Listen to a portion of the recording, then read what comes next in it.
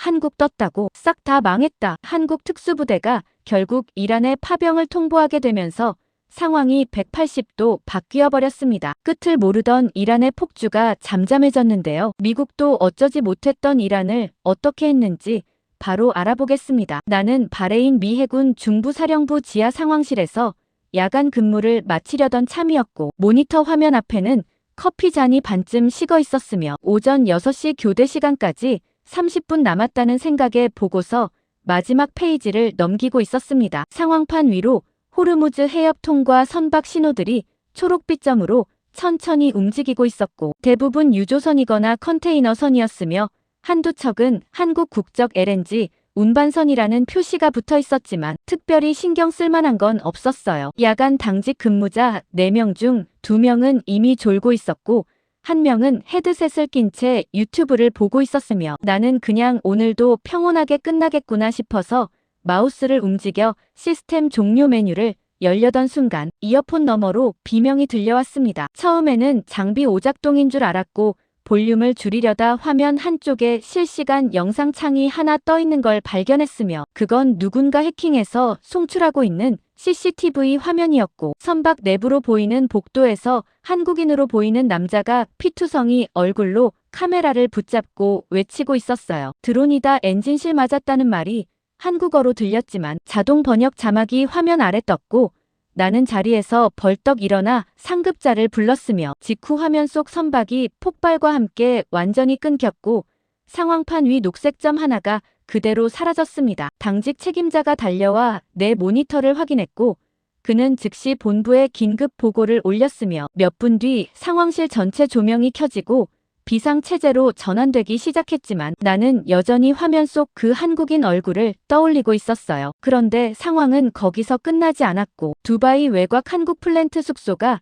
무장 세력에게 습격당했다는 보고가 올라왔으며, 현장 CCTV에는 검은 복면을 쓴 남자들이 한국 기술자 여러 명을 끌고 나가는 장면이 찍혀 있었고, 그중 한 명은 저항하다 바닥에 쓰러졌지만 끌려갔습니다. 상황실 메인 스크린에 혁명수비대 계열 온라인 채널 영상이 떴고, 화면 속에는 납치된 한국인 한 명이 무릎 꿇은 채 앉아 있었으며, 뒤에 선 복면 남자가 카메라를 향해 한국은 중동 물류에서 손 떼라고 경고했고, 아랍어 자막이 천천히 흘러갔어요. 나는 그 영상을 보며 한국 정부가 어떻게 반응할지 궁금했지만 솔직히 별 기대는 안 했고, 한국 같은 나라는 미국이나 유럽 도움 없이는 이런 사태를 해결할 수 없을 거라 생각했으며, 기껏해야 협상이나 하다 끝날 거라고 믿고 있었습니다. 백악관에서 긴급 지시가 내려왔고, 국제유가 폭등 우려 때문에 미군 직접 개입은 금지한다는 내용이었으며, 영국과 프랑스도 자국민 소개 계획만 발표했고,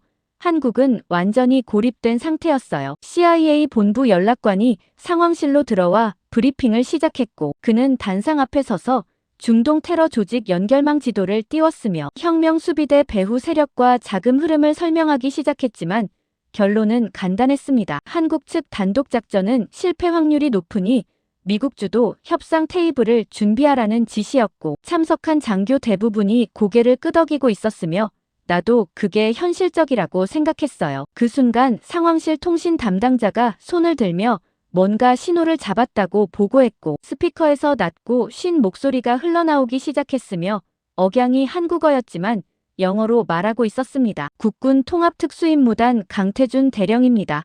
실종 인원 추적 시작합니다라는 말이 짧고 건조하게 들렸고, 배경에서는 헬기 엔진 소리가 울리고 있었으며 나는 그게 정말 한국군 목소리인지 확신이 서지 않았어요. CIA 연락관이 비웃으며 고개를 저었고, 한국이 뭘 할 수 있는데요? 라고 중얼거렸으며 옆에 있던 해군 대령도 동의하듯 팔짱을 꼈지만 스피커 너머 강태준 목소리는 다시 한번 들렸습니다. 우린 영웅하러 온 게 아닙니다.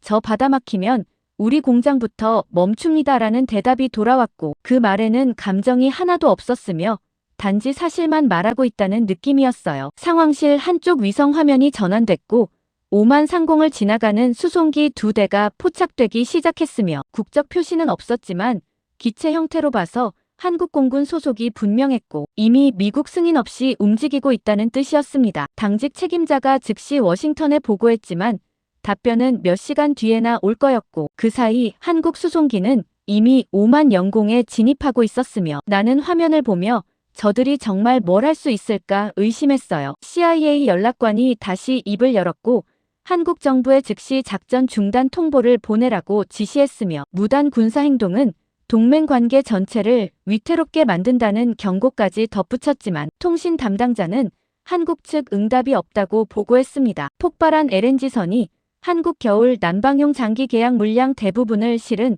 배였다는 정보가 추가로 들어왔고 한국 증시는 벌써 폭락하기 시작했으며 서울거리에서는 시민들이 난방비 걱정을 하고 있다는 뉴스 속보가 CNN 화면 아래로 흘러갔어요. 나는 그 뉴스를 보며 한국이 왜 이렇게 다급하게 움직이는지 이해하기 시작했지만 여전히 저들이 성공할 거라곤 믿지 않았고 기껏해야 무모한 시도로 끝날 거라 생각했으며 상황실을 나와 복도를 걸으며 5만 미군 기지로 출장 가라는 명령서를 받았습니다. 나는 그 명령서를 받아들고 한국 움직임을 감시하라는 지시를 확인했고 솔직히 귀찮은 일이 생겼다는 생각뿐이었으며 저들이 얼마나 버티다 포기할지 지켜보는 것도 나쁘지 않겠다 싶었어요. 나는 5만 미군 기지 활주로에 도착했고 수송기 한 대가 막 착륙을 마친 뒤였으며 후방 램프가 천천히 내려오는 모습이 보였지만 내리는 사람은 아무도 없었습니다. 기지 책임자가 내 옆에 서서 한국팀이 경납고 쪽에 있다고 귀띔했고 우리는 활주로 끝 경납고를 향해 걸어갔으며 뜨거운 사막 바람이 얼굴을 때리고 있었지만 땀보다는 긴장감이 먼저 느껴졌어요. 경납고 문이 반쯤 열려 있었고 안쪽에서 금속 부딪히는 소리와 한국어로 뭔가 지시하는 목소리가 들렸으며 나는 문틈 사이로 안을 들여다봤다가 그 광경을 보고 잠시 말을 잃었습니다. 한국 특수부 대원들이 바닥에 쪼그려 앉아 낡은 방탄판을 테이프로 고정하고 있었고 한쪽에서는 대원 2명이 컵라면을 먹으며 중동 지도를 손으로 직접 그리고 있었으며 장비 상자들은 미군 기준으로 보면 최소 10년은 된 구형이었고 일부는 테이프 자국까지 남아 있었어요. 나는 속으로 웃음이 나왔고 저 장비로 이란 배후 조직을 건드린다고 생각하니 어이가 없었으며 옆에 있던 미군 장교 한 명도 비슷한 표정으로 고개를 저으며 중얼거렸습니다. 저게 특수부대 맞습니까? 장비가 우리 주방위군보다 못한데요. 나는 대답하지 않았지만 속으로는 동의했고 한국이 아무리 급하다 해도 저 수준으로 중동작전을 펼친다는 게 현실적으로 말이 안 된다고 생각했으며 기지 책임자가 우리를 안으로 안내하면서 브리핑 시작한다고 말했어요. 경납고 안쪽간이 회의실로 들어가자 한국군 장교 한 명이 서 있었고 그는 작업복 차림에 계급장만 달고 있었으며 얼굴은 피곤해 보였지만 눈빛만은 흔들리지 않고 있었습니다. 강태준 대령입니다.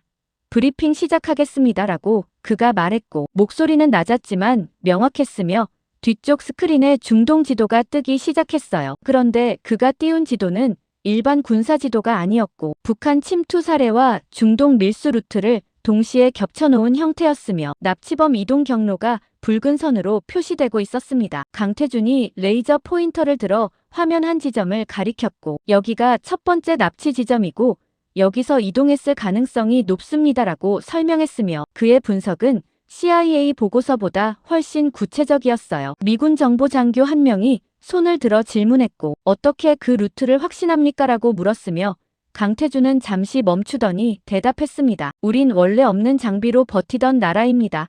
대신 사람 숨는 방식은 끝까지 추적합니다. 그 말을 듣는 순간 회의실 분위기가 미묘하게 바뀌었고 몇몇 미군 장교들이 서로 눈빛을 주고받았으며 나는 강태준 얼굴을 다시 보기 시작했지만 여전히 저 분석이 맞는지 확신할 수 없었어요. 강태준이 다음 슬라이드로 넘어갔고 화면에는 납치된 한국 기술자 명단이 떴으며 그중 한 명 사진 위로 붉은 테두리가 그어졌습니다. 이 사람이 문제입니다라고 그가 말했고 중동 신형 방공망 사업 핵심 엔지니어였으며 사우디와 아랍에미레이트 계약 전체를 담당하던 인물이라고 설명했어요. 회의실 안이 조용해졌고 CIA 연락관이 자리에서 일어나 뭔가 확인하려 했지만 강태준은 이미 다음 자료를 띄우고 있었으며 화면에는 혁명수비대와 중동 군벌 연결 고리가 표시되기 시작했습니다. 이번 사건 목적이 단순 테러가 아니라 한국을 중동 에너지망에서 밀어내려는 작전입니다라고 강태준이 말했고 그 순간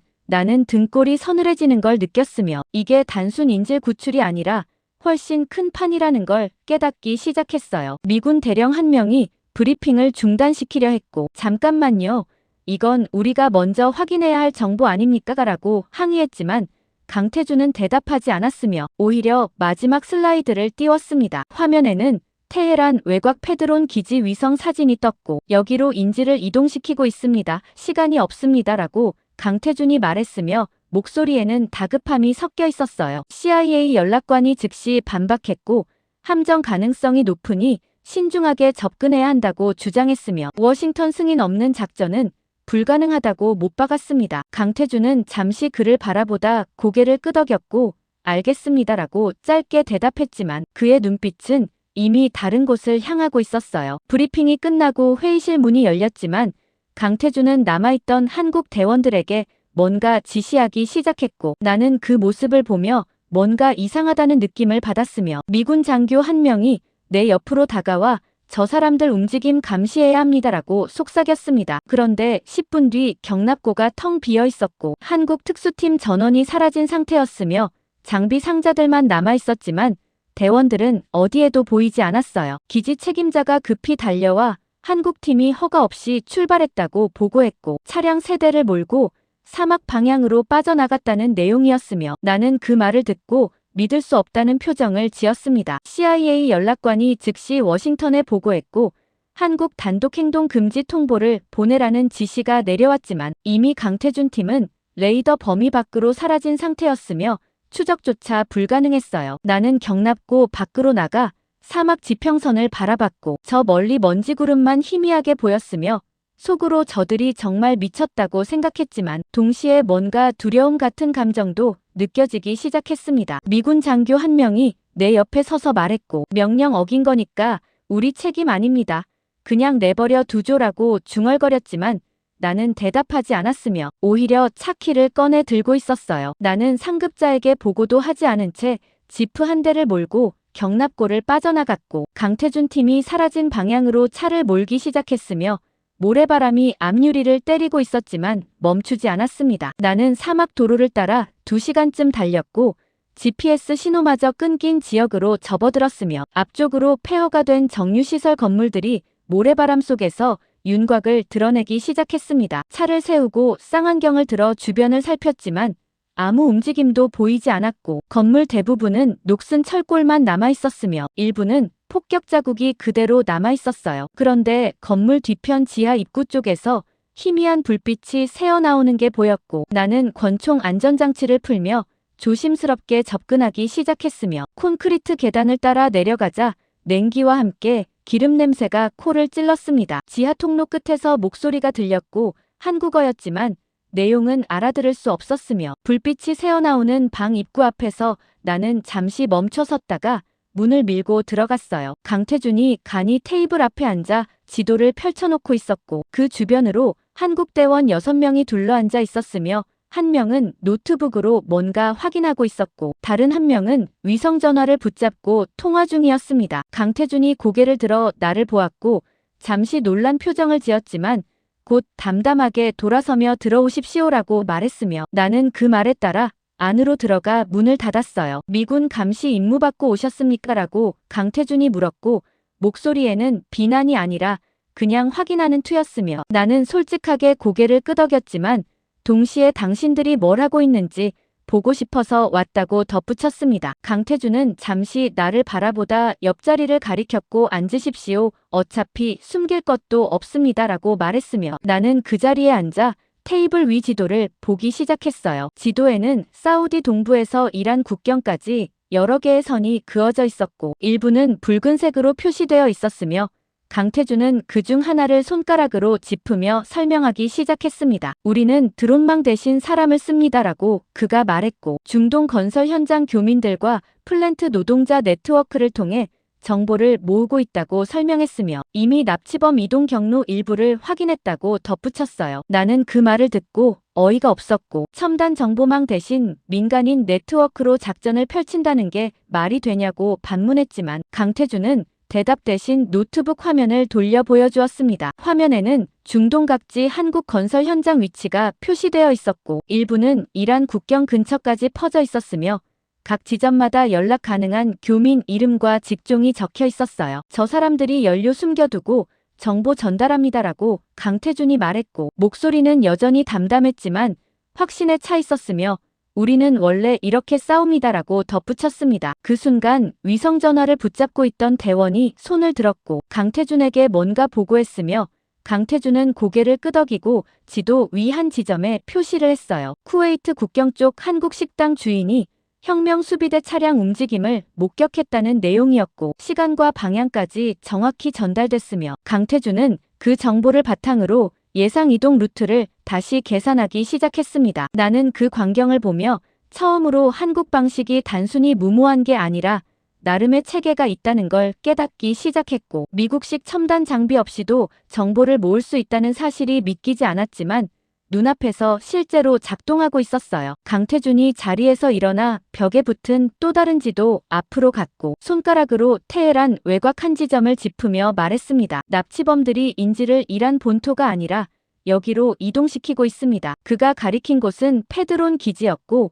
위성 사진에는 버려진 활주로와 경납고 몇 개만 보였으며 CIA 보고서에는 운용 중단된 시설로 분류되어 있었어요. 하지만 강태준은 고개를 저으며 최근 이틀간 이 지역 전력 사용량이 급증했다고 설명했고, 누군가 기지를 다시 가동하고 있다는 증거라고 주장했으며, 나는 그 분석을 듣고 소름이 돋기 시작했습니다. 어떻게 그런 정보를 확보했습니까? 라고 내가 물었고, 강태준은 잠시 망설이다 대답했으며 목소리는 낮아졌어요. 이란 내부 한국 유학생 한 명이 전력회사 직원한테 들었습니다. 나는 그 말을 듣고 할 말을 잃었고, 한국이 정보 수집을 위해 민간인까지 동원하고 있다는 사실이 충격적이었지만 동시에 그만큼 절박하다는 뜻이기도 했어요. 바로 그 순간 노트북 앞에 앉아있던 대원이 급히 손을 들었고 강태준에게 화면을 보여주며 뭔가 보고했으며 강태준 얼굴이 굳어지기 시작했습니다. 혁명 수비대가 내일 한국인 인질 공개 처형 영상을 예고했다는 내용이었고 온라인 채널에 이미 예고 영상이 올라왔으며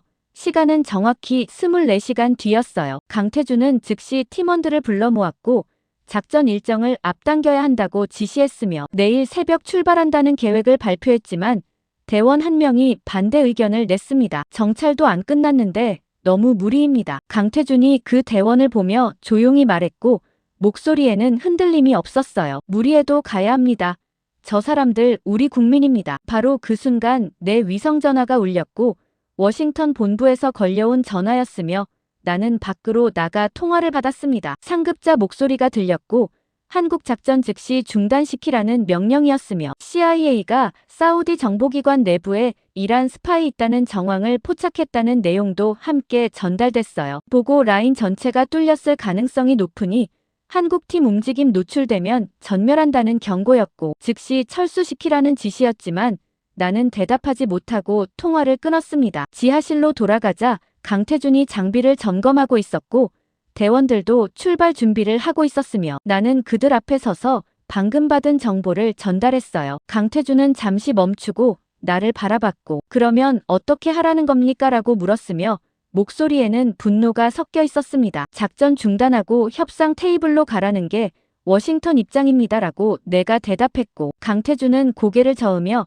장비를 다시 점검하기 시작했으며 대원들에게 통신 장비 전부 끄라고 지시했어요. 우린 원래 포위당한 상태부터 계산하고 싸웁니다라고 강태준이 말했고 그 순간 나는 이 사람들을 막을 수 없다는 걸 깨달았으며 오히려 함께 가야 한다는 생각이 들기 시작했습니다. 나는 강태준 팀과 함께 이란 국경을 넘었고 새벽 어둠 속에서 차량 세대가 비포장 도로를 따라 조용히 움직이고 있었으며 헤드라이트도 끈 채 야간 투시경만 의지해 전진하고 있었습니다. 테헤란 외곽까지는 대략 6시간 거리였고 중간에 검문소 2곳을 우회해야 했으며 강태준은 조수석에 앉아 GPS 대신 손으로 그린 지도를 펼쳐보고 있었고 가끔 운전병에게 방향을 지시했어요. 페드론 기지 인근까지 도착했을 때는 이미 해가 뜨기 시작했고 멀리 활주로 윤곽이 희미하게 보였으며 강태준은 차량을 세우고 쌍안경으로 기지를 관찰하기 시작했지만 겉으로는 아무 움직임도 보이지 않았습니다. 대원 한 명이 열화상 카메라를 꺼내 건물 내부 온도를 측정했고 경납고 지하 쪽에서 열원이 감지된다고 보고했으며 강태준은 고개를 끄덕이고 침투 루트를 최종 확인하기 시작했어요. 기지 북쪽 하수로를 통해 들어가는 계획이었고 도면상으로는 경납고 지하까지 연결되어 있었지만 실제로 통행 가능한지는 확인되지 않은 상태였으며 나는 그 계획을 듣고 너무 위험하다고 반대했지만 강태준은 다른 방법이 없다고 대답했습니다. 해가 완전히 떠오르기 전 강태준 팀은 하수로 입구로 이동했고 철제 덮개를 열자 악취가 올라왔으며 사다리를 타고 내려가자 어둠 속에서 물 흐르는 소리만 들렸어요. 통로는 생각보다 좁았고 허리를 숙여야 겨우 지나갈 수 있었으며 벽면은 습기로 미끄러웠고 가끔 쥐 한두 마리가 발밑을 스쳐 지나갔습니다. 선두를 맡은 대원이 야간 투시경을 끼고 앞장서서 걸었고 나머지는 그 뒤를 따랐으며 나는 중간쯤에 위치해 숨소리를 최대한 죽이며 움직였어요. 10분쯤 지났을 때 선두대원이 손을 들어 정지 신호를 보냈고 모두가 멈춰 섰으며 앞쪽에서 희미한 불빛이 새어나오는 게 보였습니다. 강태준이 조용히 앞으로 나가 확인했고 통로 끝에 경납고 지하로 연결되는 철문이 있었지만 문은 잠겨있지 않았으며 그는 천천히 문을 밀어 열기 시작했어요. 문이 열리는 순간 총성이 터졌고 선두대원 머리가 뒤로 젖혀지며 피가 튀었으며 그는 그대로 바닥에 쓰러졌고 뒤따르던 대원들이 즉시 벽 뒤로 몸을 숨겼습니다. 매복이었고 혁명수비대가 이미 하수로 침투를 예상하고 기관총을 설치해 놓은 상태였으며 통로 전체가 사격 범위 안에 갇혀 있었어요. 총알이 콘크리트 벽을 때리며 파편이 튀었고 귀가 먹먹해질 정도로 소음이 울렸으며 나는 벽 뒤에 붙어 숨을 죽이고 있었지만 심장이 터질 듯 뛰고 있었습니다. 강태준이 후퇴 신호를 보냈지만 앞쪽 대원 한 명이 이미 총에 맞아 움직일 수 없는 상태였고 구출하려면 사격 범위로 나가야 했지만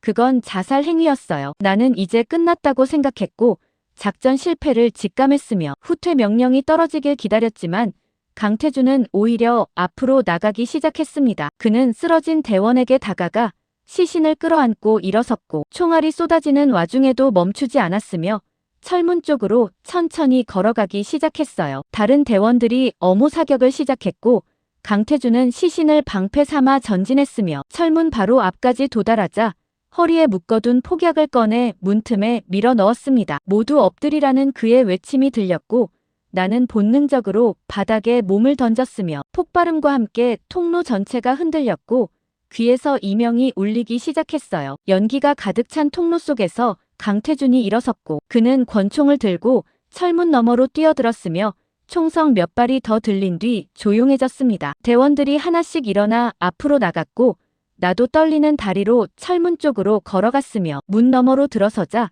혁명수비대 병사 3명이 바닥에 쓰러져 있었고 강태준은 구석에 앉아 어깨에서 피를 흘리고 있었어요. 의무병이 급히 달려가 응급처치를 시작했지만 강태준은 손을 저으며 일어섰고 드론 통제실 위치를 확인하자마자 다시 움직이기 시작했으며 목소리는 차분했지만 눈빛은 살아있었습니다. 경납고 내부로 들어서자 통로가 여러 갈래로 나뉘었고 한쪽에서는 기계 돌아가는 소리가 들렸으며 다른 쪽에서는 사람 목소리가 희미하게 들렸어요. 강태준이 손짓으로 팀을 둘로 나눴고 절반은 인질 구출 방향으로 보냈으며 나머지는 자신과 함께 통제실 쪽으로 향했고 나는 강태준을 따라 복도를 따라 걸었습니다. 통제실 문 앞에서 강태준은 남은 폭약을 꺼내 자신의 몸에 묻기 시작했고 대원 한 명이 만류했지만 그는 고개를 저으며 이게 가장 확실한 방법이라고 말했어요. 그는 문을 발로 차며 안으로 돌입했고 안에 있던 병사 2명이 총을 겨누는 순간 강태준은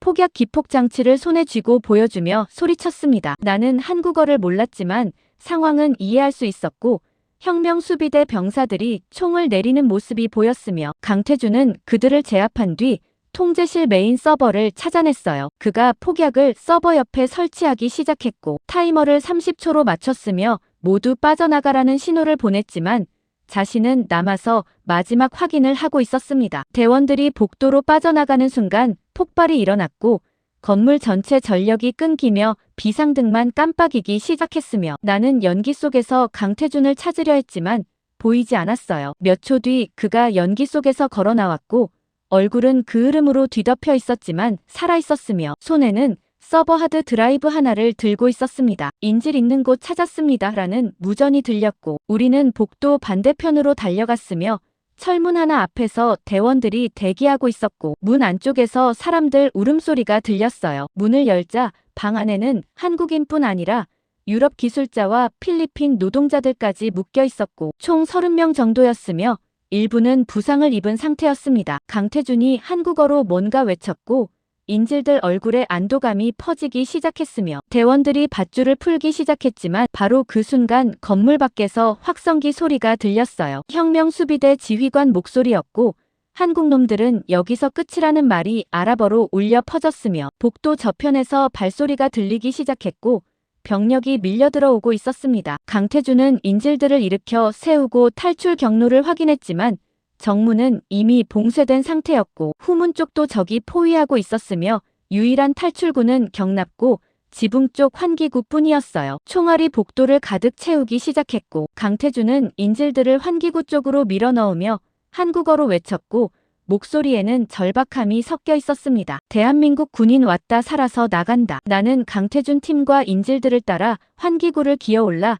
경납고 지붕으로 빠져나왔고 뜨거운 사막 햇빛이 얼굴을 때렸으며 아래쪽에서는 혁명수비대 병력이 건물 안으로 쏟아져 들어가는 모습이 보였습니다. 지붕 끝까지 달려가자 대원 한 명이 밧줄을 건물 외벽에 고정했고 인질들이 하나씩 내려가기 시작했으며 일부는 다리를 다쳐 제대로 움직이지 못했지만 다른 인질들이 부축하며 내려갔어요. 강태준은 마지막까지 남아 인질들을 확인하고 있었고 손에는 여전히 서버하드 드라이브를 꽉 쥐고 있었으며 어깨 상처에서는 피가 계속 흘러내리고 있었지만 표정은 담담했습니다. 마지막 인질이 지상으로 내려가고 대원들도 하나씩 밧줄을 타고 내려가기 시작했지만 그 순간 지붕 출입구 문이 벌컥 열리며 혁명수비대 병사 4명이 올라왔고 즉시 총격이 시작됐어요. 강태준이 나를 밀어 지붕 모서리 뒤로 숨겼고 자신은 권총을 꺼내 응사하기 시작했으며 대원 2명도 남아서 엄호 사격을 했지만 적은 계속 증원되고 있었습니다. 밧줄을 타고 내려가십시오라고 강태준이 소리쳤고 나는 머뭇거렸지만 그가 다시 한번 밀어내는 바람에 밧줄을 잡고 내려가기 시작했으며 위에서는 여전히 총성이 울리고 있었어요. 지상에 도착하자 인질들은 이미 대기 중이던 차량 쪽으로 뛰어가고 있었고 한국 대원들이 그들을 차에 태우고 있었으며 나도 차량 한 대에 올라타는 순간 강태준과 남은 대원 2명이 지붕에서 뛰어내렸습니다. 그들은 땅에 구르며 충격을 흡수했고 일어서자마자 차량 쪽으로 달려왔으며 혁명수비대 총알이 지면을 파고들며 먼지를 일으켰지만 가까스로 차에 올라탔어요. 차량 3대가 동시에 출발했고 기지 정문을 향해 돌진하기 시작했으며 경비병들이 총을 쏘았지만 차량은 멈추지 않고 철문을 들이받아 부수고 나갔습니다. 사막 도로로 빠져나온 순간 뒤에서 혁명수비대 차량 여러 대가 추격하기 시작했고 기관총 소리가 들렸으며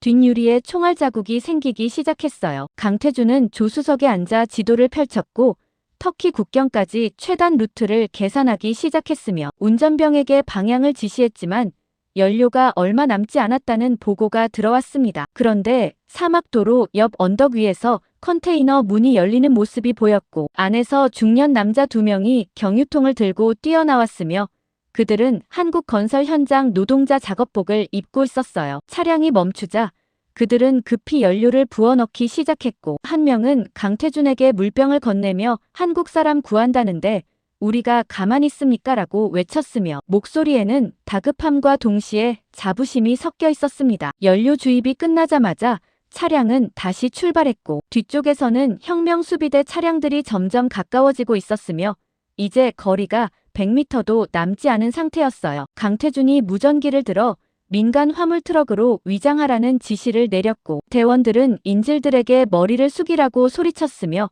차량 위에 덮개를 씌우기 시작했습니다. 고속도로로 진입하자 일반 화물차들 사이로 섞여 들어갔지만 추격 드론이 상공에서 우리를 찾고 있었고 열화상 카메라로 차량 내부를 스캔하고 있다는 경고가 들렸어요. 마지막 차량에 타고 있던 김도윤 중사가 해치를 열고 몸을 내밀어 기관총을 거치했고 드론을 향해 사격하기 시작했으며 첫 번째 드론이 불길에 휩싸이며 추락했습니다. 하지만 두 번째 드론이 미사일을 발사했고 김도윤이 탄 차량 바로 뒤 도로가 폭발하며 차체가 크게 흔들렸으며 김도윤은 균형을 잃고 비틀거렸지만 다시 기관총을 잡고 사격을 계속했어요. 혁명수비대 차량 수십 대가 본격적으로 추격하기 시작했고 일부는 고속도로 옆 사막길로 우회해 앞을 막으려 했으며 강태준은 운전병에게 속도를 더 올리라고 지시했지만 이미 최고 속도였습니다. 김도윤이 탄 차량이 점점 뒤처지기 시작했고 그는 혼자적 차량 대부분을 상대하고 있었으며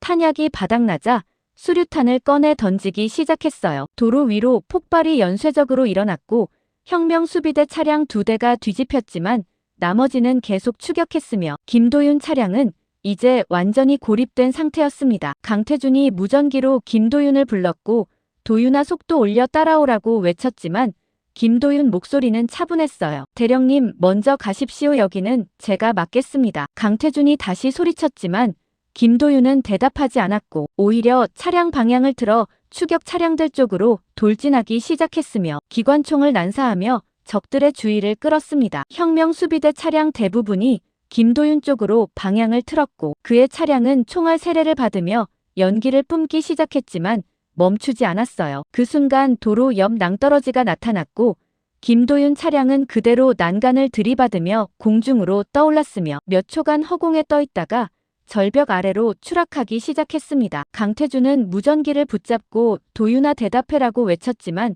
무전기에서는 잡음만 들렸고 뒤쪽 절벽 아래에서 폭발음이 크게 울렸으며 검은 연기가 치솟기 시작했어요. 차량 안이 조용해졌고 대원들은 아무 말도 하지 않았으며 강태준은 무전기를 쥔 채 고개를 숙였고 어깨가 떨리고 있었습니다. 나는 그 모습을 보며 가슴이 먹먹해지는 걸 느꼈고 김도윤이라는 이름을 처음 들었지만 그가 어떤 사람이었는지는 알 것 같았으며 저 한국군들이 왜 이렇게까지 싸우는지 조금씩 이해하기 시작했어요. 혁명수비대 추격 차량 대부분이 김도윤 차량 추락 지점에서 멈춰 섰고 일부만 계속 우리를 쫓았지만 이미 거리가 벌어진 상태였으며 터키 국경이 점점 가까워지고 있었습니다. 강태준은 무전기를 내려놓고 창밖을 바라보고 있었고 입술을 깨물고 있었으며 손에 쥔 서버 하드 드라이브가 피로 얼룩져 있었어요. 인질 한 명이 조용히 물었고 우리 살았습니까? 라는 떨리는 목소리였으며 강태준은 고개를 끄덕였지만 표정은 무너져 있었습니다. 나는 그 순간 처음으로 깨달았고 한국이 중동에서 무서운 이유는 정의감 때문이 아니라 절대 자기 사람을 포기하지 않는 도끼 때문이라는 걸 이해했으며 김도윤이 왜 혼자 남았는지도 알 것 같았어요. 나는 터키 국경 근처 폐광산 지대에 도착한 강태준 팀과 함께 차량에서 내렸고 인질들은 지친 표정으로 바닥에 주저앉았으며 일부는 물을 마시고 있었고 다른 일부는 그냥 하늘을 바라보고 있었습니다. 강태준은 지도를 펼쳐 국경까지 남은 거리를 확인했고 직선거리로는 30km였지만 산악도로를 따라가면 2배는 되었으며 연료는 거의 바닥난 상태였어요. 대원 한 명이 무전기로 한국 수송기와 연락을 시도했지만 산악 지형 때문에 신호가 약했고 몇 번 재시도 끝에 겨우 연결됐지만 수송기는 터키 영공 진입 허가를 받지 못한 상태라는 답변만 돌아왔습니다. 미군 측에서도 직접 교전 불가 방침을 유지하고 있다는 통보가 들어왔고 한국 정부도 터키 정부와 협상 중이지만 시간이 걸린다는 내용뿐이었으며 결국 우리는 고립된 상태였어요. 나는 위성전화로 바레인 본부에 연락했지만 상급자는 현장 이탈하라는 명령만 반복했고 한국팀 지원은 불가능하다는 입장을 고수했으며 전화를 끊은 뒤 나는 허탈한 기분으로 강태준 옆에 앉았습니다. 그는 여전히 지도를 보고 있었고 손가락으로 산악 루트를 따라가며 뭔가 계산하고 있었지만 표정은 어두웠어요. 눈보라가 몰려오기 시작했고 산 위쪽에서 내려온 찬바람이 얼굴을 때렸으며 기온이 급격히 떨어지고 있었고 인질 중 일부는 떨기 시작했습니다. 강태준이 대원들을 모아 회의를 시작했고 나도 그 자리에 참석했으며 그는 조용히 말했어요. 혁명수비대가 산악도로 전체를 포위했습니다.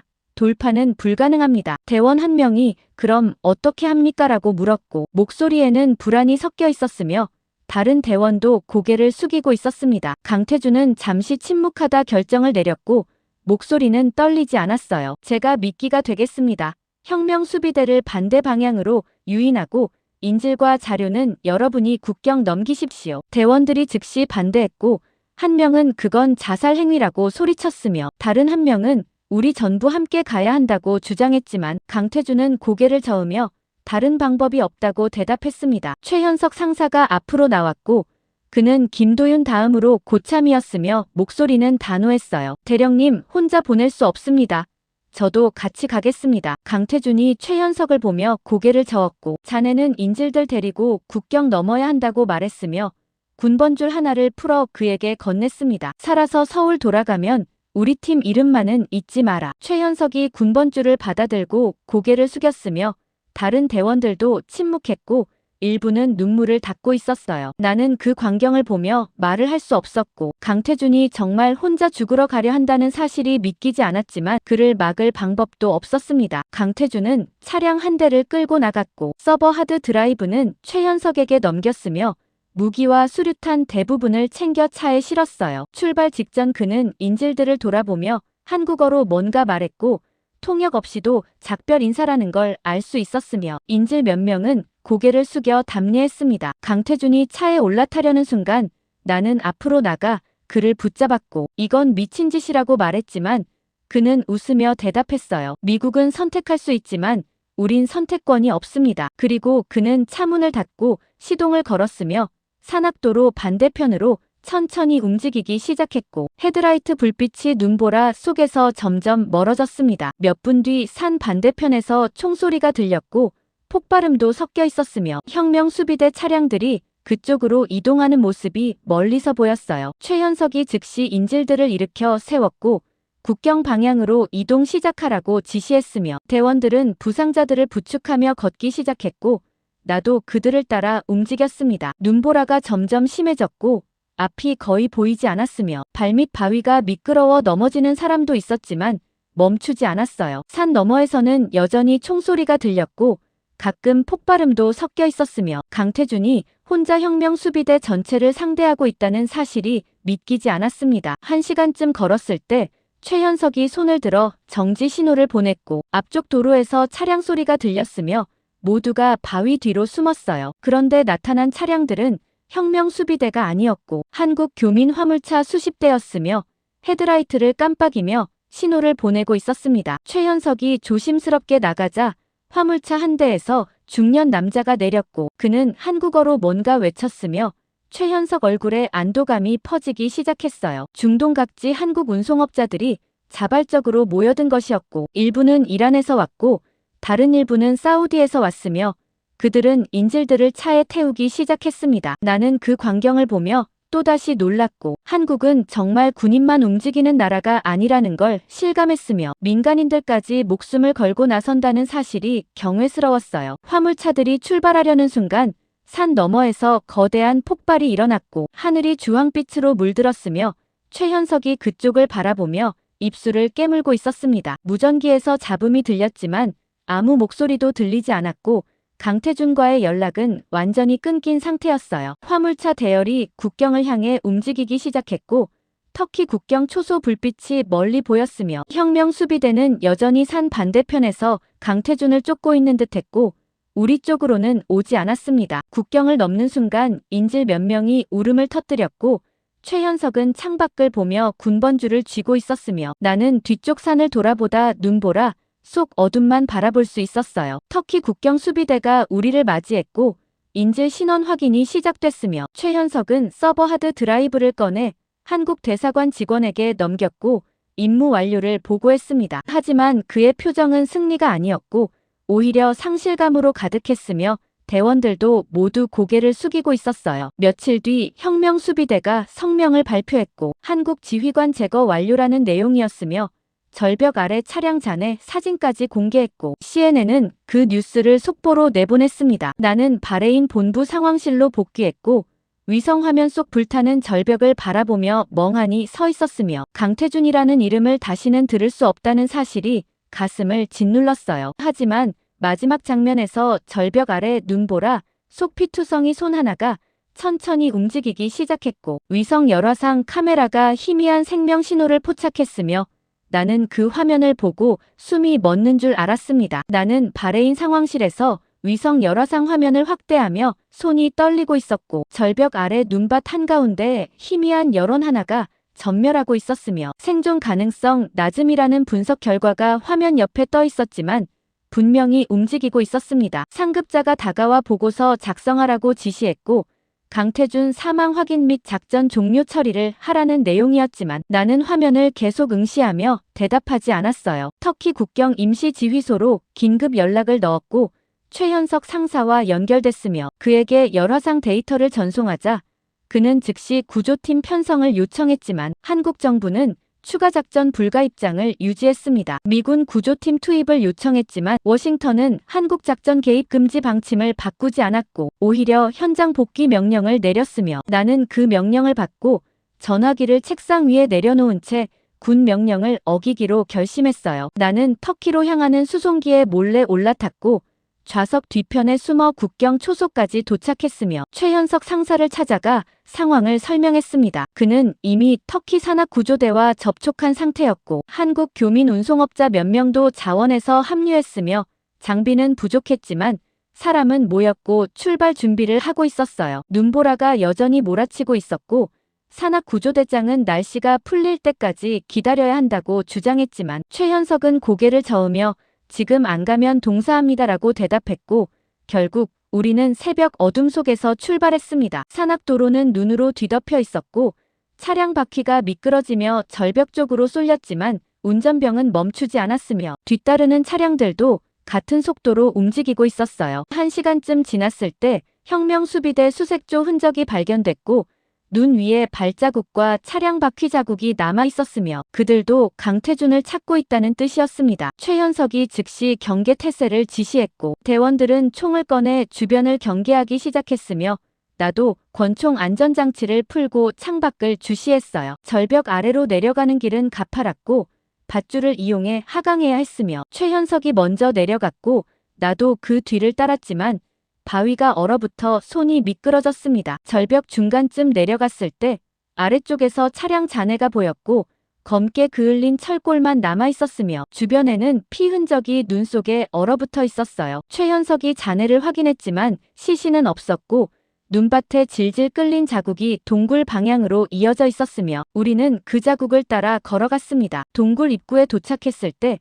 혁명수비대 병사 2명이 쓰러져 있었고 목이 부러진 상태였으며 맨손으로 제압당한 흔적이었고 최현석은 그 모습을 보고 대령님이 살아계십니다라고 중얼거렸어요. 동굴 안으로 들어가자 강태준이 벽에 기댄 채 앉아 있었고 왼쪽 다리에는 철근 파편이 박혀 있었으며 얼굴은 창백했지만 눈은 뜨고 있었습니다. 최현석이 달려가 그를 붙잡았고 의무병을 불렀으며 나도 옆에 무릎을 꿇고 앉아 강태준 상태를 확인했어요. 강태준이 희미하게 웃으며 말했고 목소리는 거의 들리지 않았습니다. 인질들은 무사합니까? 최현석이 고개를 끄덕이며 전원 국경 넘었습니다라고 대답했고 강태준은 안도하는 표정을 지으며 눈을 감으려 했지만 최현석이 그를 흔들어 깨웠어요. 의무병이 응급처치를 시작했지만 출혈이 심했고 체온도 위험 수준까지 떨어진 상태였으며 즉시 병원으로 후송해야 한다는 진단이 나왔습니다. 하지만 헬기는 눈보라 때문에 접근할 수 없었고 차량으로 국경까지 이동하려면 최소 2시간은 걸렸으며 그 시간 동안 버틸 수 있을지 확신할 수 없었어요. 그 순간 동굴 밖에서 총성이 들렸고 혁명수비대 수색조가 우리를 발견한 것이었으며 최현석은 즉시 대원들에게 방어 태세를 지시했고 동굴 입구를 봉쇄하기 시작했습니다. 총알이 동굴 벽을 때렸고 파편이 튀었으며 나는 강태준을 끌어안고 안쪽으로 숨었지만 적은 계속 접근하고 있었어요. 최현석이 수류탄을 던졌고 폭발과 함께 잠시 총성이 멈췄지만 곧 다시 시작됐으며 탄약이 점점 바닥나고 있었습니다. 바로 그 순간 동굴 밖에서 경운기 엔진 소리가 들렸고 한국어 욕설이 섞여 있었으며 누군가 산탄총을 난사하는 소리가 들렸어요. 최현석이 조심스럽게 밖을 확인했고 중동 농장으로 이주해 살던 한국 교민 노부부가 경운기를 몰고 나타났으며 혁명수비대 병사들을 향해 총을 쏘고 있었습니다. 노인은 이르는 넘어 보였고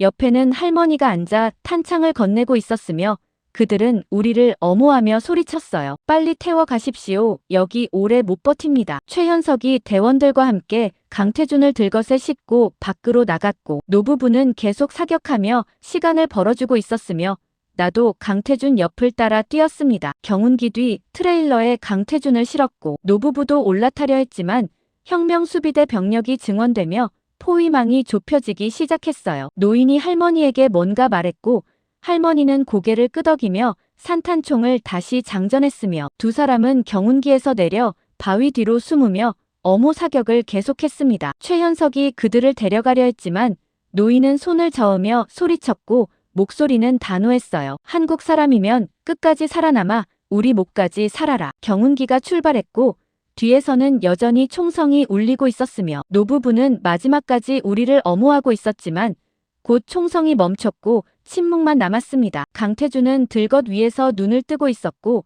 뒤를 돌아보려 했지만 최현석이 그를 막았으며 고개를 숙이고 있었어요. 국경까지 가는 동안 강태준은 계속 중얼거렸고 내용은 알아들을 수 없었지만 노부부 이름을 부르는 것 같았으며 눈물이 얼굴을 타고 흐르고 있었습니다. 터키 국경 초소에 도착하자 구급차가 대기하고 있었고 강태준을 싣고 병원으로 출발했으며 최현석은 구급차가 사라질 때까지 경내 자세를 유지했어요. 나는 그 광경을 보며 처음으로 한국은 군인만 움직이는 나라가 아니라는 걸 완전히 이해했고 민간인부터 노인까지 모두가 자기 사람을 지키기 위해 목숨을 거는 나라라는 사실을 깨달았으며 그게 무섭기도 하고 경외스럽기도 했습니다. 나는 터키 국경 소도시 페창고에서 최현석 상사 및 한국 특수팀 잔존 병력과 함께 모여 있었고 벽에 붙은 중동지도 위로 강태준 탈출 경로가 붉은 선으로 표시되고 있었으며 강태준은 현재 터키 병원 중환자실에 입원한 상태였지만 혁명수비대는 이미 현상금과 함께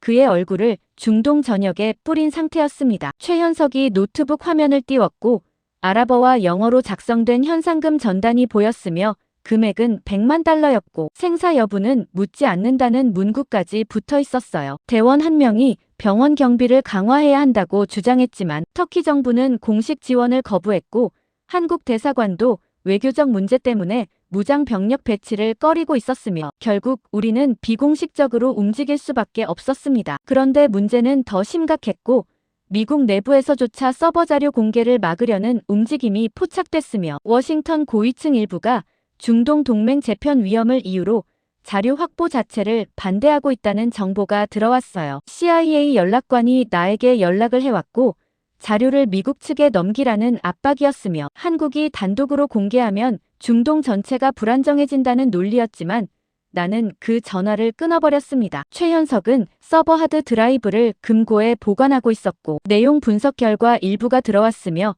북한 경유 드론 거래뿐 아니라 중국 브로커와 중동, 군벌 자금 흐름까지 연결되어 있었고 일부 서방 방산업체 로비 자금까지 포함되어 있었어요. 이 자료가 공개되면 중동 무기 시장 전체가 재편될 수 있었고 한국은 그 틈을 타고 방산 시장 진출을 노릴 수 있었지만 동시에 엄청난 반발도 예상됐으며 강태준은 그 위험을 알면서도 자료를 끝까지 지키려 했던 것입니다. 바로 그날 밤 상황이 급변했고 최현석 휴대폰으로 긴급 연락이 들어왔으며 강태준을 숨겨준 한국 교민 농장 위치가 노출됐다는 내용이었고 누군가 혁명수비대에 정보를 넘긴 것이었어요. 우리는 즉시 차량에 올라타 농장으로 향했지만 이미 1시간 거리였고 도착할 때쯤이면 늦을 가능성이 높았으며 최현석은 운전병에게 속도를 더 올리라고 지시했지만 비포장도로라 한계가 있었습니다. 농장에 도착했을 때는 이미 불길이 치솟고 있었고 혁명수비대 무장조직 차량 3대가 건물 앞에 멈춰 있었으며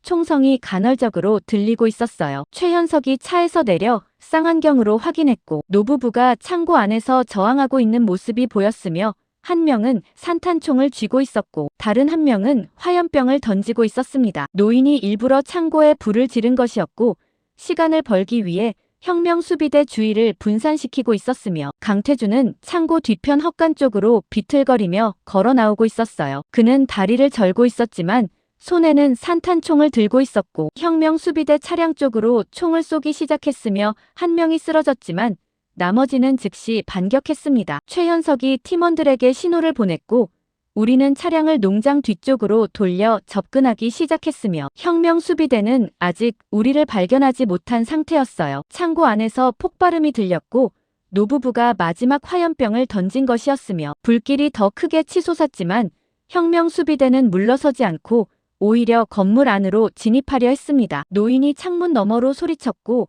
한국어였지만 억양으로 봐서 강태준에게 하는 말이었으며 한국 사람이면 끝까지 살아남아라는 외침이 들렸어요. 바로 그 순간 우리가 위장한 터키 경찰 차량이 혁명수비대 뒤쪽으로 들이닥쳤고 최현석이 먼저 차에서 내려 사격을 시작했으며 대원들도 뒤따라 총을 쏘기 시작했습니다. 혁명수비대는 예상치 못한 기습에 당황했고 일부는 차량 뒤로 숨었지만 다른 일부는 반격하려 했으며 교전이 본격적으로 시작됐어요. 나는 차량을 몰고 강태준 쪽으로 돌진했고 그는 헛간 벽에 기대어 숨을 고르고 있었으며 내가 차를 세우자 놀란 표정으로 나를 보았지만 곧 이해한 듯 차에 올라탔습니다. 창고 쪽 불길이 점점 커지고 있었고 노부부는 여전히 안에 있었지만 탈출구가 막힌 상태였으며 강태준이 차에서 내리려 했지만 나는 그를 붙잡았어요. 최현석 상사가 달려와 강태준 앞을 막아섰고 총을 겨누며 말했으며 목소리는 떨리고 있었습니다. 대령님, 지금 돌아가면 다 죽습니다. 강태준이 최현석을 밀치려 했지만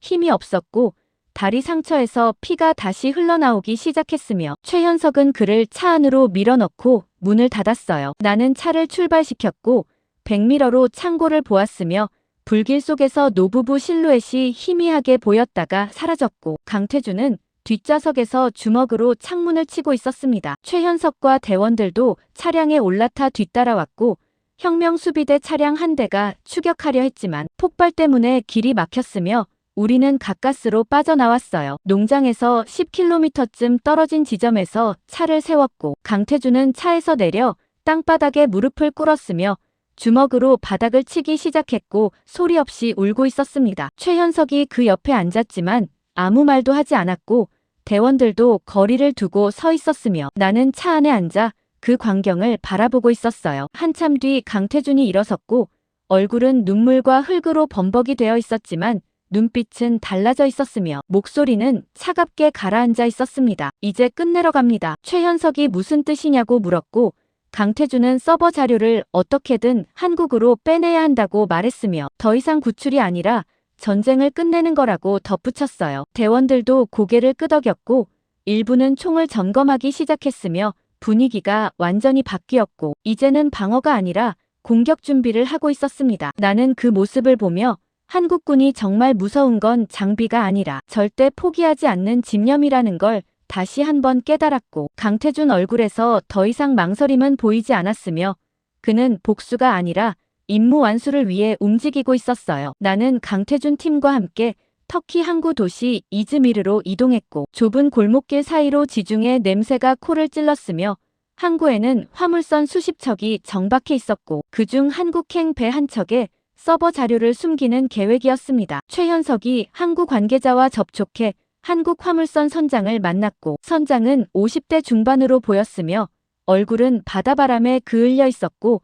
목소리는 걸걸했어요. 자료 싫으면 우리 배 노리는 거 아닙니까? 라고 선장이 물었고 최현석은 솔직하게 고개를 끄덕였으며 위험할 수 있다고 인정했지만 선장은 잠시 생각하더니 싫으라고 대답했습니다. 한국 사람 일인데 안 도울 수 없죠. 하지만 문제는 혁명수비대가 이미 항구 전체를 감시하고 있다는 점이었고 부두 곳곳에 정체불명 남자들이 서성이고 있었으며 일부는 카메라를 들고 화물선을 촬영하고 있었어요. 미국 정보 당국까지 움직이기 시작했고 CIA 연락관이 나에게 다시 연락을 해왔으며 자료를 넘기면 중동 전체가 폭발한다고 압박했고 한국 정부에도 직접 경고 메시지를 보냈다는 내용까지 전달했습니다. 나는 그 전화를 받고 내가 완전히 국제 권력 싸움 한가운데 들어왔다는 걸 깨달았고 이건 단순히 인질 구출이 아니라 중동 무기 시장 재편을 둘러싼 거대한 게임이었으며 한국은 그 판을 뒤집으려 하고 있었어요. 강태준은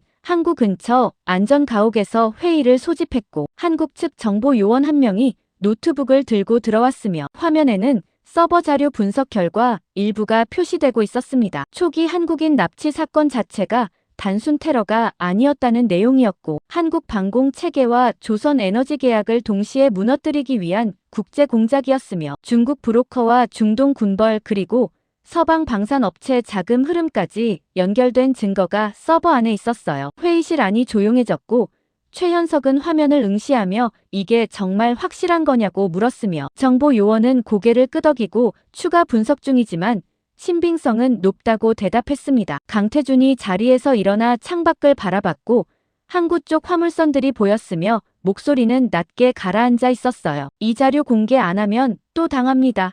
다음번엔 우리가 아니라 다른 나라 사람들이 당할 겁니다. 그 말을 듣는 순간 나는 강태준이 단순히 한국만 생각하는 게 아니라는 걸 깨달았고 이 자료가 공개되면 비슷한 수법으로 공격당할 다른 나라들도 막을 수 있다는 의미였으며 그는 처음부터 더 큰 그림을 보고 있었습니다. 하지만 바로 그날 밤 상황이 더 악화됐고 혁명수비대가 단순 제거가 아니라 자료 회수 자체를 목표로 전환했다는 정보가 들어왔으며 이즈미르 항구에 무장 조직 수십 명을 투입했다는 첩보까지 확인됐어요. 강태준은 결단을 내렸고 자료를 둘로 나누기로 했으며 하나는 화물선에 숨기고 다른 하나는 자신이 직접 들고 적을 유인하는 방식이었습니다. 최현석이 즉시 반대했고 그건 너무 위험하다고 주장했지만 강태준은 이미 결정을 내린 상태였으며 다른 방법이 없다고 대답했어요. 서버 하드 드라이브를 복사하는 작업이 시작됐고 두 개의 동일한 저장 장치가 만들어졌으며 하나는 화물선 컨테이너 안희중 바닥에 숨겨졌고 다른 하나는 강태준이 배낭에 넣어 맸습니다. 새벽 안개가 항구를 뒤덮기 시작했고 화물선 출항 시간이 다가오고 있었으며 강태준 팀은 항구 반대편 창고 지역으로 이동 준비를 하고 있었어요. 출발 직전 강태준이 나를 불렀고 당신은 화물선 쪽을 지켜달라고 부탁했으며 만약 우리가 실패하면 저 배만이라도 무사히 출항시켜야 한다고 말했습니다. 나는 고개를 끄덕였지만 속으로는 강태준이 살아남지 못할 거라는 불길한 예감이 들었고 그의 얼굴을 보며 이게 마지막일 수도 있다는 생각이 들었어요. 강태준 팀이 창고 지역으로 이동하기 시작했고 고의로 소음을 내며 혁명수비대 주의를 끌었으며 몇 분 뒤 무장 조직 차량 여러 대가 그쪽으로 방향을 틀기 시작했습니다. 나는 항구 부두에 남아 화물선을 지켰고 선원들이 출항 준비를 하고 있었으며 선장은 브리지에서 엔진을 예열하고 있었어요. 그 순간 창고 지역에서 총성이 터지기 시작했고 폭발음도 섞여 있었으며 강태준 팀과 혁명수비대 교전이 시작된 것이었습니다. 화물선 선장이 무전으로 출항 시작한다고 알렸고 밧줄이 풀리기 시작했으며 배가 천천히 부두를 떠나기 시작했어요. 창고 쪽에서는 여전히 총성이 울리고 있었고 가끔 수류탄 폭발음도 들렸으며 나는 쌍안경으로 그쪽을 관찰했지만 안개 때문에 자세히 보이지 않았습니다. 컨테이너 사이를 뛰는 인형이 보였고 강태준이었으며 그는 배낭을 메고 혁명수비대를 피해 달리고 있었고 뒤에서는 무장 조직원 여러 명이 추격하고 있었어요. 강태준이 컨테이너 위로 올라갔고 손에 권총을 들고 있었으며 추격자들을 향해 사격하기 시작했지만 탄약이 부족한 듯 몇 발 쏘고는 멈췄습니다. 그 순간 혁명수비대 드론 한 대가 상공에서 나타났고 강태준을 향해 하강하기 시작했으며 미사일 발사 준비를 하고 있는 것처럼 보였어요. 강태준이 컨테이너 뒤로 몸을 숨겼고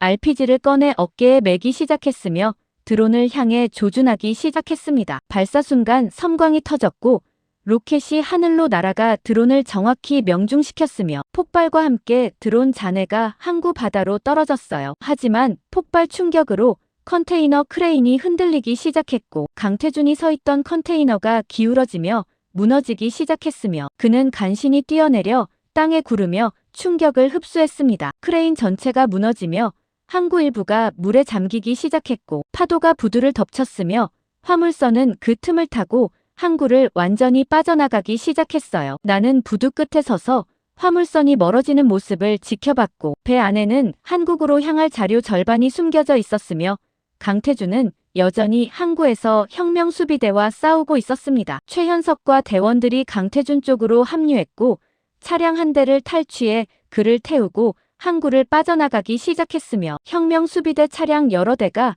뒤를 쫓기 시작했어요. 나는 그 광경을 보며 깨달았고 저 한국군은 애국심이 아니라 자기 나라가 다시 무너지는 걸 막기 위해 싸우고 있었으며 그 절박함이 이 모든 걸 가능하게 만들고 있다는 사실을 이해했습니다. 나는 바레인 본부로 복귀한 뒤 상황실에서 서울로 향하던 한국 화물선 위치를 추적하고 있었고 배는 지중해를 빠져나가 수에즈 운하를 통과한 뒤 아라비아해로 진입하고 있었으며 예상 도착 시간은 일주일 뒤였습니다. 위성 화면 속 화물선은 순조롭게 항해하는 것처럼 보였고 주변에 특별한 위험 요소도 포착되지 않았지만 나는 뭔가 불안한 기분을 떨칠 수 없었어요. 그런데 사흘째 되던 날 상황이 급변했고 아라비아의 한복판에서 화물선이 정체불명 고속정 세척에게 포위됐다는 긴급 신호가 들어왔으며 선장은 무장 세력이 접근 중이라고 보고한 뒤 통신이 두절됐습니다. 상황실 메인 스크린에 위성 영상이 떴고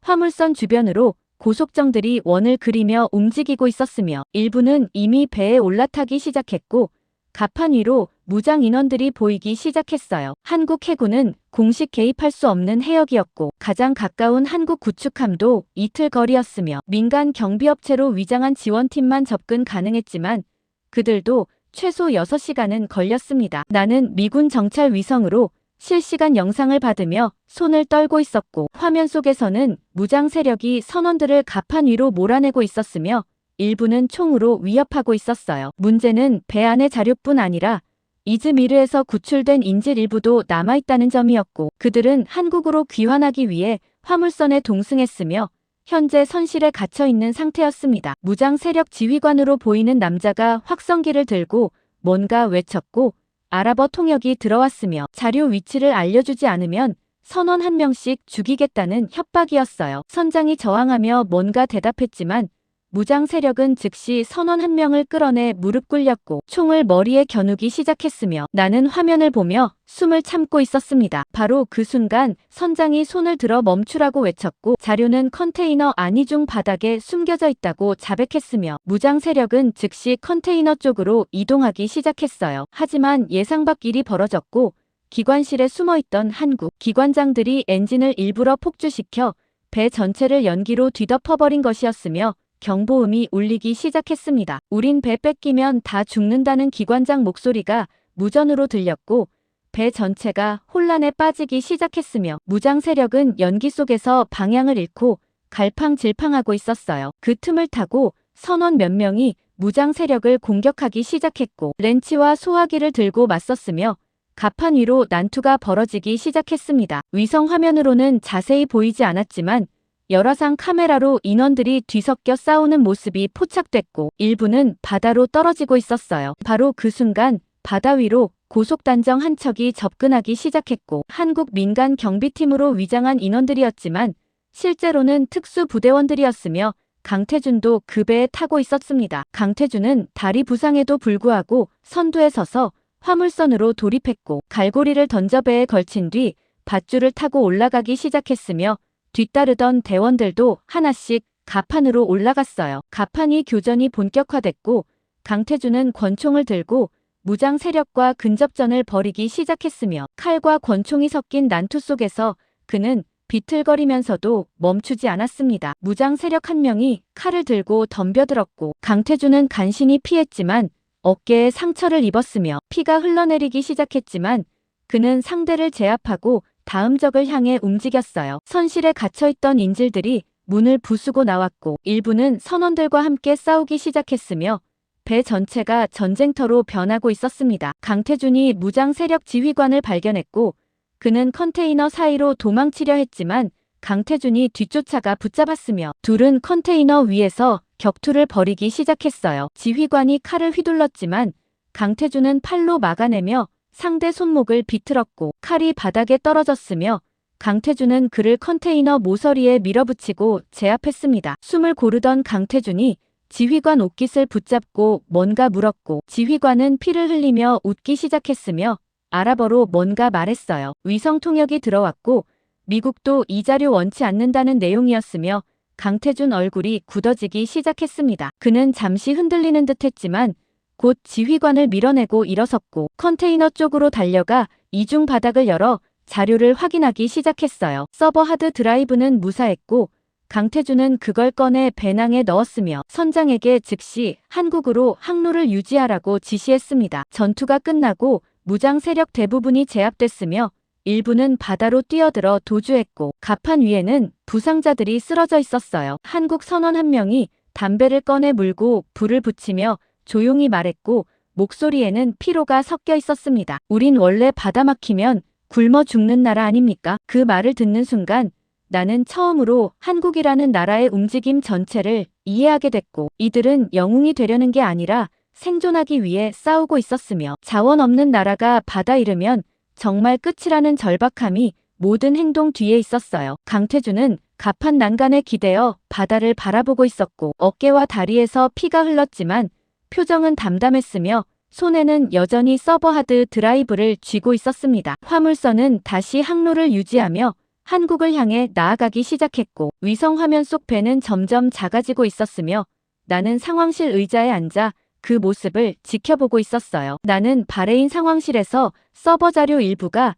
서울에 도착했다는 보고를 받았고 한국 국방부가 즉시 내용 분석에 착수했으며 북한 경유 드론 거래와 중동 군벌 연결 정황 일부가 언론에 새어나가기 시작했습니다. CNN 속보 화면에 한국 중동 무기 거래 폭로라는 자막이 떴고 BBC도 긴급 특집을 편성했으며 중동 정세가 요동치기 시작했고 사우디와 아랍에미레이트는 한국과 비밀 군사 협력 확대를 발표했어요. 워싱턴 국방부는 긴급 회의를 소집했고 한국 자료 공개가 중동 전체 세력 균형을 흔들 수 있다는 우려가 나왔지만 이미 늦은 상태였으며 일부 정보는 이미 국제사회로 퍼져나간 뒤였습니다. 하지만 혁명 수비대는 마지막 보복 카드를 꺼내들었고 한국 최대 정유 플랜트 폭파 계획을 실행에 옮기기 시작했으며 자폭 드론 편대가 이란 기지에서 출발했다는 정보가 포착됐어요. 나는 위성 추적 데이터를 받아 분석하기 시작했고 드론 항적이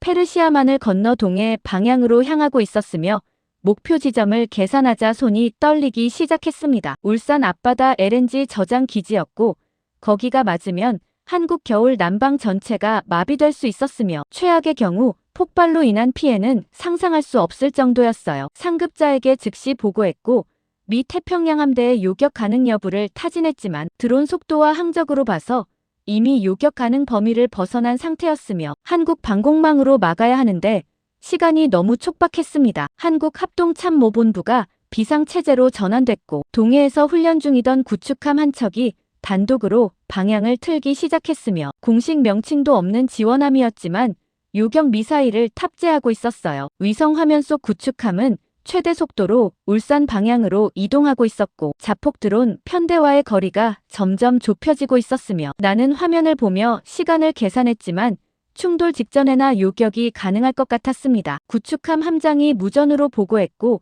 목소리는 침착했지만 긴장감이 배어 있었어요. 저거 못 막으면 우리 가족이 추운 겨울 난방 못합니다. 그 말을 듣는 순간 나는 또다시 한국군의 절박함을 이해했고 이들은 국가를 위해 싸우는 게 아니라 가족과 이웃을 위해 싸우고 있었으며 그 개인적인 동기가 오히려 더 강력한 힘이 되고 있었어요. 자폭 드론이 한국 영해로 진입하기 시작했고 레이더에 6개 신호가 포착됐으며 구축함은 요격 미사일 발사 준비를 완료했습니다. 첫 번째 미사일이 발사됐고 하늘로 솟구쳐 올라가 드론 한 대를 명중시켰으며 폭발과 함께 불덩어리가 바다로 떨어지기 시작했어요. 두 번째와 세 번째 미사일도 연속 발사됐고 드론 2대가 더 격추됐지만 나머지 3대는 여전히 울산을 향해 날아가고 있었으며 거리가 점점 가까워지고 있었습니다. 구축함이 최종 요격 위치로 이동했고 함장은 함 전체를 드론 진로 정면으로 돌리기 시작했으며 승조원들에게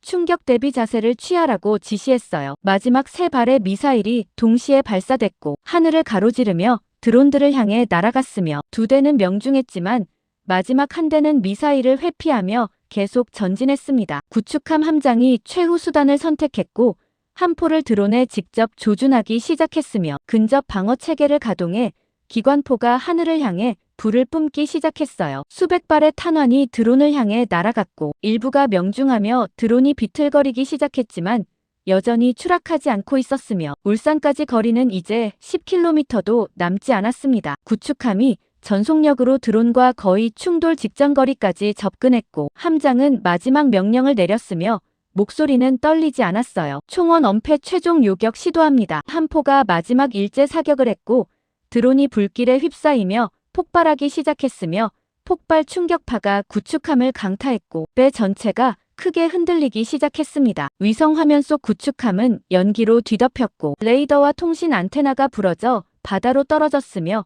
기관부에서도 연기가 피어오르기 시작했어요. 하지만 자폭 드론은 모두 격추됐고 울산 LNG 기지는 무사했으며 한국 본토는 공격으로부터 지켜진 것이었습니다. 구축함에서 무전이 들어왔고 함장 목소리는 기침으로 끊겼지만 살아있었어요. 요격 성공함 손상 심각하지만 항해 가능합니다. 상황실 안이 잠시 조용해졌고 미군 장교 몇 명이 서로 얼굴을 쳐다봤으며 한 명은 고개를 숙이고 있었습니다. 화면 속에서 한국 승조원들이 피투성이 상태로도 레이더를 두드리며 수리를 시도하고 있었고 일부는 소화기를 들고 화재를 진압하고 있었으며 아무도 포기하지 않고 있었어요. 나는 그 장면을 보며 더 이상 한국을 작은 동맹국으로 볼 수 없게 됐고 이들은 장비나 기술로 싸우는 게 아니라 절대 물러서지 않는 의지로 싸우고 있었으며 그게 결국 승리를 만들어낸 것이었습니다. 울산 LNG 기지 방어 성공 소식이 전 세계로 퍼져나갔고 CNN은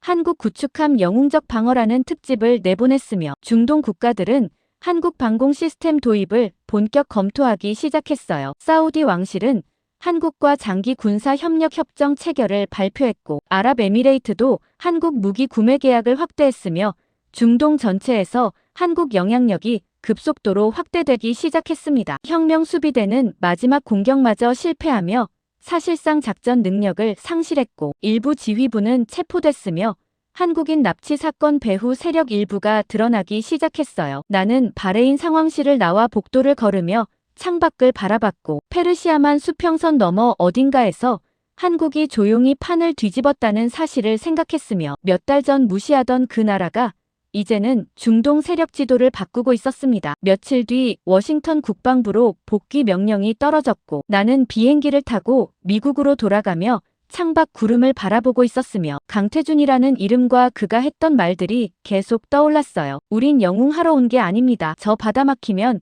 우리 공장부터 멈춥니다. 우린 원래 포위당한 상태부터 계산하고 싸웁니다. 우린 원래 바다 막히면 굶어 죽는 나라 아닙니까? 그 모든 말 속에 한국이라는 나라의 본질이 담겨 있었고 이들은 세계를 구하려 움직인 게 아니라 자기 나라가 다시 굶주리고 무너지는 걸 막기 위해 끝까지 버틴 것이었으며 그 절박함이 결국 승리를 만들어낸 것이었습니다. 나는 워싱턴 국방부 지하 비공개 브리핑룸에 도착했고 긴 회의 테이블 양쪽으로 장성들이 앉아 있었으며 한 삼성 장군은 팔짱을 낀 채 창밖을 보고 있었고 다른 장성은 서류를 넘기며 뭔가 확인하고 있었습니다. 내 자리는 테이블 끝자리였고 보고서 뭉치가 놓여 있었으며 표지에는 중동 위기 이후 세력 재편 분석이라는 제목이 적혀 있었어요. 브리핑이 시작되자 한 장성이 자리에서 일어나 메인 스크린을 켰고 화면에는 중동 지도가 떴으며 한국 방산 수출 현황과 군사 협력 현황이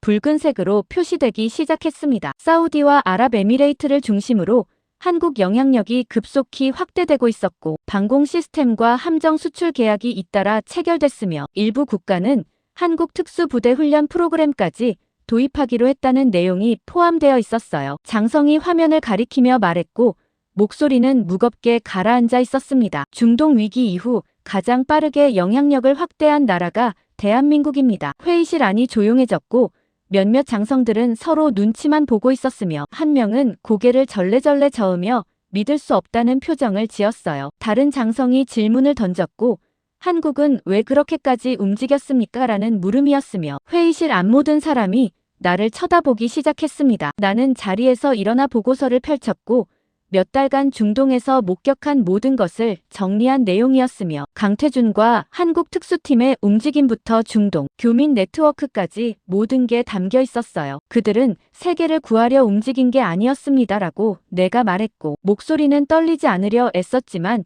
감정이 섞여 들어갔습니다. 자기 나라가 다시 굶주리고 무너지는 걸 막기 위해 끝까지 버틴 것입니다. 회의실 안이 다시 조용해졌고 한 장성은 고개를 끄덕이며 뭔가 메모하기 시작했지만 다른 장성은 여전히 이해하지 못한다는 표정이었어요. 브리핑이 끝나고 나는 복도로 나왔으며 창밖으로 워싱턴 거리가 보였고 사람들은 평온하게 걸어다니고 있었지만 저 멀리 중동에서는 여전히 긴장이 계속되고 있었습니다. 며칠 뒤 나는 한국을 방문하라는 명령을 받았고 강태준이 입원한 서울 군병원을 찾아가게 됐으며 인천공항에 도착해 택시를 타고 병원으로 향하는 동안 서울 거리를 바라보고 있었어요. 몇 달 전 이곳에 왔을 때는 한국을 그저 미국 동맹국 중 하나로만 생각했지만 지금은 완전히 달라졌고 거리를 걷는 사람들 하나하나가 다르게 보이기 시작했으며 이 나라가 어떻게 살아남았는지 조금은 이해할 수 있었습니다. 병원에 도착해